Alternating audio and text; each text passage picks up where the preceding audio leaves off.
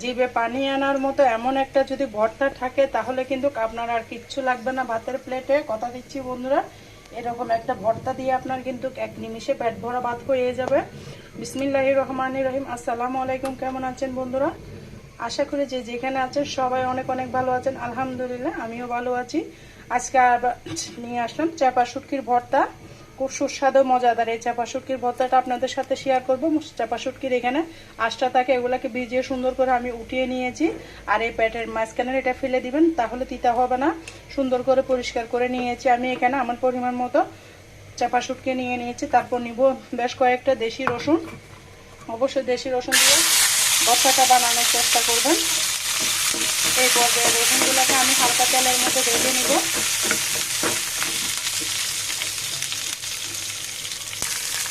ভর্তার মধ্যে অবশ্যই রসুনের পরিমাণটা বেশি দেওয়ার চেষ্টা করবেন, তাহলে কিন্তু আপনার ভর্তাটা খেতে কিন্তু দারুণ লাগে। আর দেশি রসুনের তো ঘ্রাণে যাচ্ছে কোনো কথাই নেই, আপনার পেট এমনিতে ভরে যাবে। এই রসুনের ঘ্রাণে দেশি রসুন দিয়ে ভর্তা করলে কিন্তু খেতে দারুণ লাগে। বন্ধুরা, ভিডিও দেখতে দেখতে যারা এতটুকু এসে গিয়েছেন আমার চ্যানেলটিকে সাবস্ক্রাইব করে রাখবেন প্লিজ বন্ধুরা। নতুন বন্ধু হয়ে থাকলে অবশ্যই চ্যানেলটিকে সাবস্ক্রাইব করে পাশে থাকবেন। আর পুরাতন বন্ধুদেরকে তো অনেক অনেক ভালোবাসা, অনেক অনেক দোয়া। যারা আমার চ্যানেলটিকে সাবস্ক্রাইব করে আমার পাশে আছেন, আমিও সবার পাশে থাকবো ইনশাআল্লাহ। সবাই সবার কাঁধে কাঁধ থেকে অবশ্যই কাজ করতে হবে, নাহলে কিন্তু ইউটিউবে কখনো সামনের দিকে এগিয়ে যাওয়া সম্ভব না। দেখুন আমার রসুনটা তেলের মধ্যে সিদ্ধ হয়ে গিয়েছে, চামচ দিয়ে কেটে যাচ্ছে। আমি এরপর যে রসুনটাকে উঠিয়ে নিব। আজকের ভর্তাটা একদম বাটাবাটি ছাড়াই আমি ভর্তাটা শেয়ার করব, বাটনার মধ্যে বেটে খুব সহজভাবে শেয়ার করেছি। আশা করি ভালো লাগবে। ভিডিওটা স্কিপ করবেন না, স্কিপ করলে হয়তো কোনো অংশ বন্ধুরা বাদ করে যেতে পারে।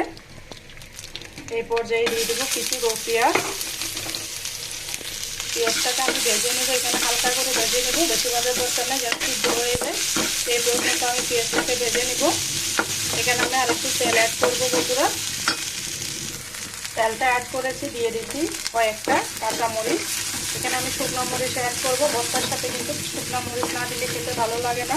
কাঁচামরিচ আর পেঁয়াজটাকে আমি তেল অ্যাড করেছি, দেখতে পাচ্ছেন। একটু তেলটা দিয়েছি, কাঁচামরিচ আর শুকনো মরিচ দিয়ে ভর্তাটা করলে নিমিশে আপনার প্লেট খালি হয়ে যাবে, জিভে জল আসে যাবে। এরকম ভর্তা এক প্লেট খেয়ে আরেক প্লেট নেবেন বন্ধুরা।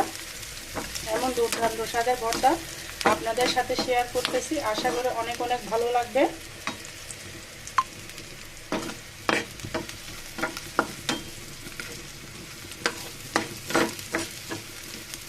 দেখতে থাকুন, আশা করি আপনাদের অনেক উপকার আসবে। এই পর্যায়ে আমি পেঁয়াজ আর কাঁচামরিচ উঠিয়ে নেব। দেখুন আমি হালকা করে ভেজেছি, বেশি লাল লাল করে ভেজে নেই। আপনারা যদি চান যে লাল লাল করে ভাজবেন, সেটা আপনাদের পছন্দ মতো ভেজে নেবেন। আমি হালকা করে ভেজেছি। এই পর্যায়ে আমি উঠিয়ে নিচ্ছি। তারপরে এখানে দিয়ে দেবো শুকনো মরিচ। এই পর্যায়ে দিয়ে দিচ্ছি 5-7টা শুকনো মরিচ। আমি বন্ধুরা ঝাল তেমন খেতে পারি না, আমার গ্যাসের সমস্যা।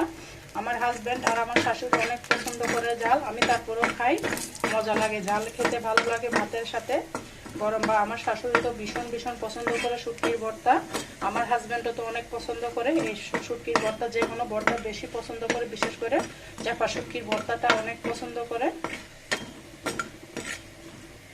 সুন্দর করে আমি ভেজে নিচ্ছি। দেখুন এমনভাবে ভাজতে হবে যেন ভিতরের সব একদম ভালো মতো ভাজা হয়ে যায়।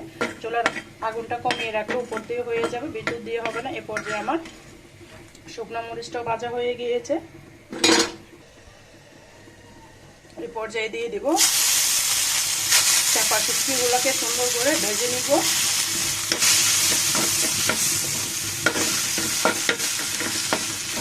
আমি সবগুলো স্টেপ বাই স্টেপ দেখিয়ে দিচ্ছি বন্ধুরা, আশা করি আপনাদের কাছে অনেক উপকার আসবে। এরকম ভর্তা থাকলে কিন্তু যখন মুখে রুচি থাকবে না, এইভাবে ভর্তা বানিয়ে খেয়ে নেবেন, আপনার রুচি ফিরে আসবে 100তে 100 বন্ধুরা। দেখুন দেওয়ার সাথে সাথে শুটকিগুলো মাংসগুলো ছেড়ে দিচ্ছে, কাঁটাগুলো উঠে যাচ্ছে। কাঁটাগুলো ছেড়ে দিয়েছে, চুলার আগুনটা কিন্তু কমানোই আছে।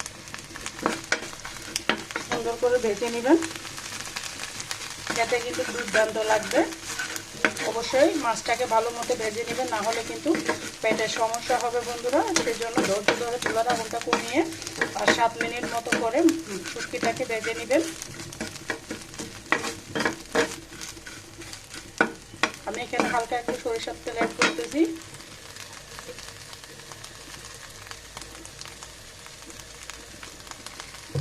হালকা একটু সরিষার তেল দিয়েছি যেন মাছটা ভালো মতো সিদ্ধ হয়ে যায়।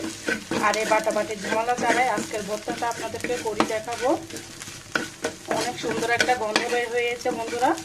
যখন আপনারা বাসায় রান্না করবেন তখনই কিন্তু এই গন্ধটা পাবেন, না হলে কিন্তু পাবেন না। সেই জন্য এভাবে চাপা শুটকি দিয়ে আপনারা ভর্তা করে নিতে পারেন। আমি যে প্রসেসে দেখাচ্ছি যে কোনো শুটকি দিয়ে করে নিতে পারবেন, কিন্তু চাপা শুটকি দিয়ে করলে স্বাদটা দ্বিগুণ বেড়ে যাবে। এইবার পর্যায়ে আমি অফ ক্যামেরা এগুলোকে 5 মিনিট মতো রান্না করে নিচ্ছি। দেখুন বন্ধুরা, এই পর্যায়ে আমি 5 মিনিট পরে ফিরে এলাম। অবশ্যই শুটকিটাকে ভালো মতো রান্না করে নেবেন, না হলে কিন্তু পেট ব্যথা করবে।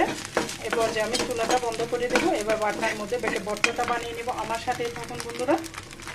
চুলার আগুনটা বন্ধ করে দিয়েছি। দেখুন বন্ধুরা, চাপা শুটকিগুলো এখানে নিয়ে আসছি। এবার বাটনার মধ্যে আমি বেটে সুন্দর করে চাপা শুটকিটা ভর্তাটা বানিয়ে নিব।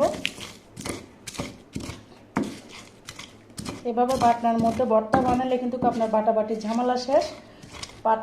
পাতা থেকে বাটনা দিয়ে ভর্তা বানালে কিন্তু খেতে দুর্দান্ত লাগে।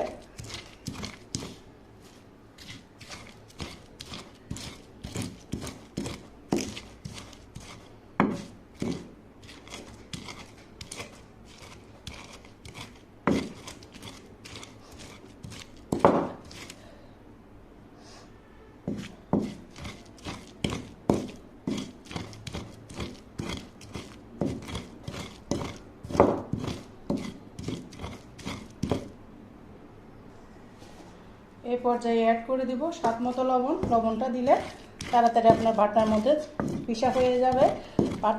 বাটাবাটির দিন শেষ বন্ধুরা। এইভাবে একটা বাটনা কিনে রাখবেন। ওগুলো যে কোনো মেলায় বা মাটির যে হাঁড়ি পাতিল বিক্রি করে ওই দোকানে কিন্তু এগুলো পাওয়া যায়, মেলা ছাড়াও কিন্তু।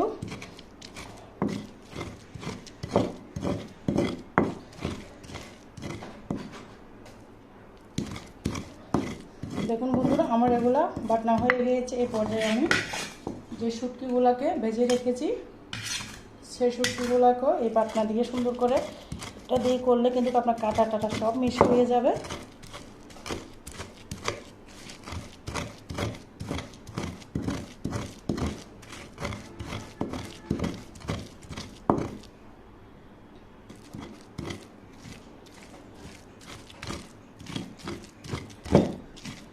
আপনারা চাইলে ধনে পাতা দিতে পারেন। আমার বাসায় ধনে পাতা নাই, সেই জন্য আমি দিতে পারি নাই। দেখুন আমার ভর্তাটা একদম রেডি হয়ে গিয়েছে।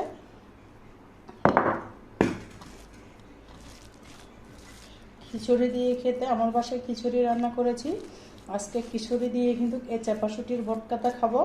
খেতে কিন্তু দারুণ মজা।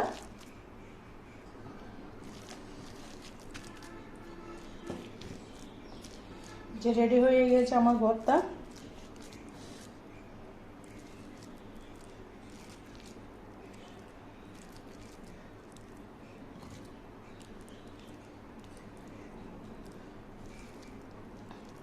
কেমন হয়েছে অবশ্যই বন্ধুরা কমেন্টসে বলে যাবেন।